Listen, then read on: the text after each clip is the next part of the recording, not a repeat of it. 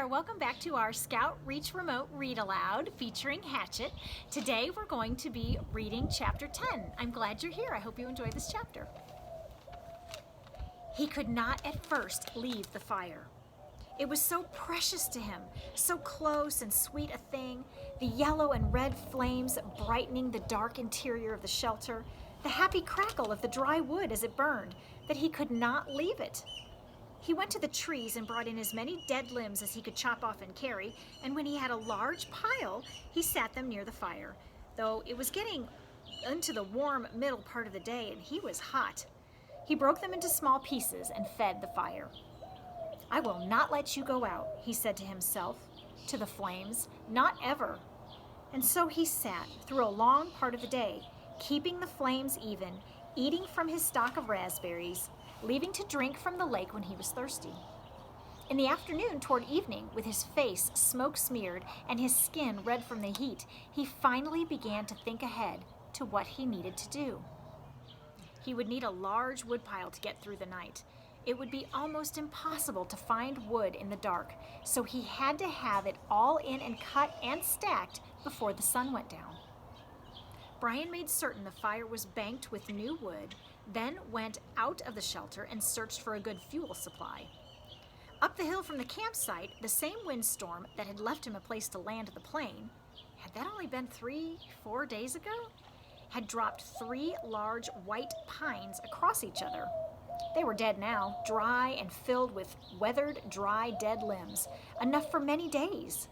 He chopped and broke and carried wood back to the camp, stacking the pieces under the overhang until he had what he thought to be an enormous pile, as high as his head and 6 feet across at the base.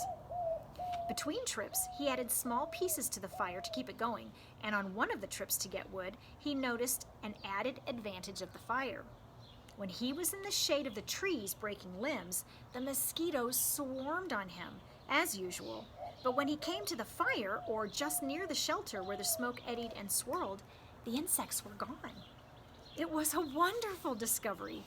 The mosquitoes had nearly driven him mad, and he thought of being rid of them, lifted his spirits.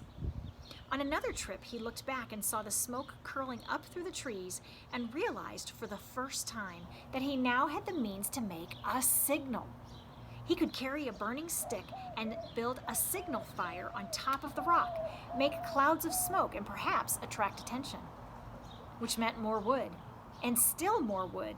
There did not seem to be an end to the wood he would need, and he spent all the rest of the afternoon into dusk making wood trips.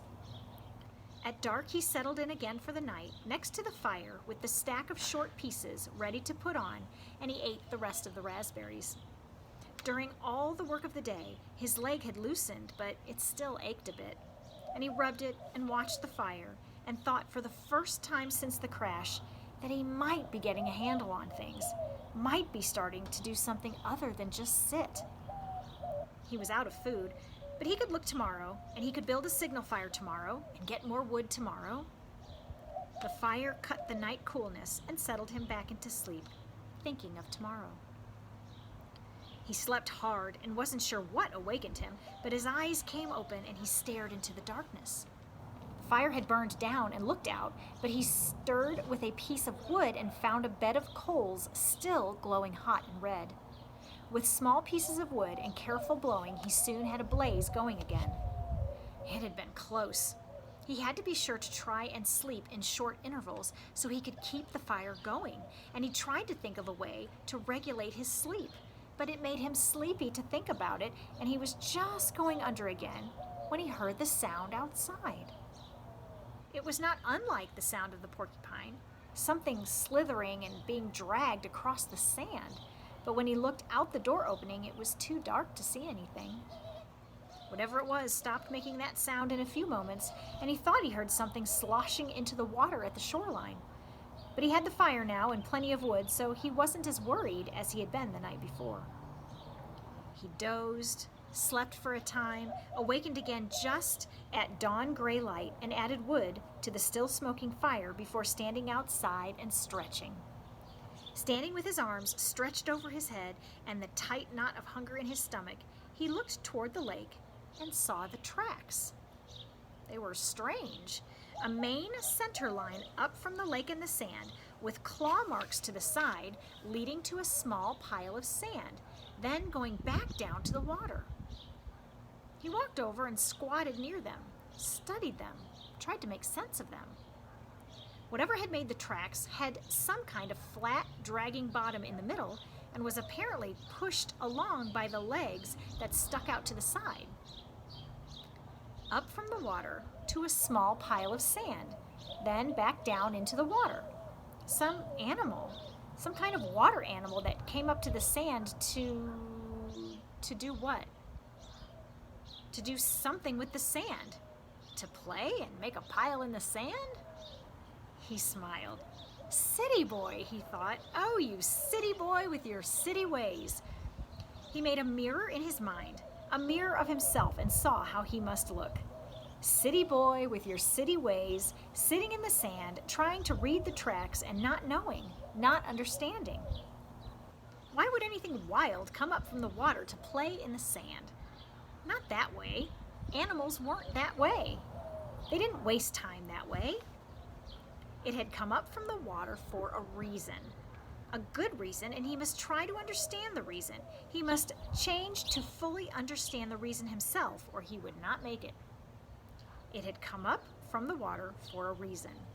And the reason, he thought, squatting, the reason had to do with the pile of sand. He brushed the top off gently with his hand, but found only damp sand. Still, there must be a reason, and he carefully kept scraping and digging until, about 4 inches down, he suddenly came into a small chamber in the cool, damp sand, and there lay eggs. Many eggs, almost perfectly round eggs the size of table tennis balls, and he laughed then because he knew. It had been a turtle. He had seen a show on television about sea turtles that came up onto beaches and laid their eggs in the sand. There must be freshwater lake turtles that did the same. Maybe snapping turtles. He had heard of snapping turtles. They became fairly large, he thought. It must have been a snapper that came up in the night when he heard the noise that awakened him. She must have come then and laid the eggs. Food. More than eggs, more than knowledge, more than anything, this was food. His stomach tightened and rolled and made noise as he looked at the eggs, as if his stomach belonged to somebody else, or had seen the eggs with its own eyes and was demanding food. The hunger, always there, had been somewhat controlled and dormant when there was nothing to eat, but with the eggs came the scream to eat. His whole body craved food with such an intensity that it quickened his breath. He reached into the nest and pulled the eggs out one at a time. There were 17 of them, each as round as a ball and white. They had leathery shells that gave instead of breaking when he squeezed them. When he had them heaped on the sand in a pyramid, he had never felt so rich somehow, he suddenly realized that he did not know how to eat them. He had a fire but no way to cook them, no container, and he had never thought of eating a raw egg. He had an uncle named Carter, his father's brother, who always put an egg in a glass of milk and drank it in the morning. Brian had watched him do it once, just once, and when the runny part of the white left the glass and went into his uncle's mouth and down the throat in a single gulp, Brian almost lost everything he had ever eaten. Still, he thought, still. As his stomach moved toward his backbone, he became less and less fussy. Some natives in the world ate grasshoppers and ants, and if they could do that, he could get a raw egg down. He picked one up and tried to break the shell and found it surprisingly tough. Finally, using the hatchet, he sharpened a stick and poked a hole in the egg. He widened the hole with his finger and looked inside. Just an egg. It had a dark yellow yolk and not so much white as he thought there would be. Just an egg. Food. Just an egg he had to eat. Raw. He looked out across the lake and brought the egg to his mouth and closed his eyes and sucked and squeezed the egg at the same time and swallowed as fast as he could. Ugh! It had a greasy, almost oily taste, but it was still an egg. His throat tried to throw it back up. His whole body seemed to convulse with it, but his stomach took it. held it, and demanded more. The second egg was easier, and by the third one, he had no trouble at all. It just slid down. He ate 6 of them. Could have easily eaten all of them and not been full, but a part of him said to hold back, save the rest. He could not now believe the hunger. The eggs had awakened it fully, roaringly, so that it tore at him. After the 6th egg, he ripped the shell open and licked the inside clean, then went back and ripped the other 5 open and licked them out as well, and wondered if he could eat the shells. There must be some food value in them, but when he tried, they were too leathery to chew, and he couldn't get them down. He stood away from the eggs for a moment, literally stood, and turned away so that he could not see them. If he looked at them, he would have to eat more. He would store them in the shelter and eat only 1 a day. He fought the hunger down again, controlled it. He would take them now and store them and save them and eat 1 a day. And he realized as he thought it that he had forgotten that they might come. The searchers. Surely they would come before he could eat all the eggs at 1 a day. He had forgotten to think about them, and that wasn't good. He had to keep thinking of them because if he forgot them and did not think of them, they might forget about him. And he had to keep hoping. He had to keep hoping. So in our story today, we learned that there are freshwater turtles that come ashore to lay their eggs. With a grown-up, see if you can go online and look for videos of people watching turtles come up to the sand to lay their eggs. There are many rescue groups out there that assist turtles in doing that so that the turtles will be able to increase their numbers, because not a lot of turtle eggs actually survive to be born, or the babies hatch and they don't make it all the way to the water because of predators and other things. So go online and with a grown-up and watch a video. It's a really, really cool experience. I'm so glad you joined us, and I hope to see you for the next chapter.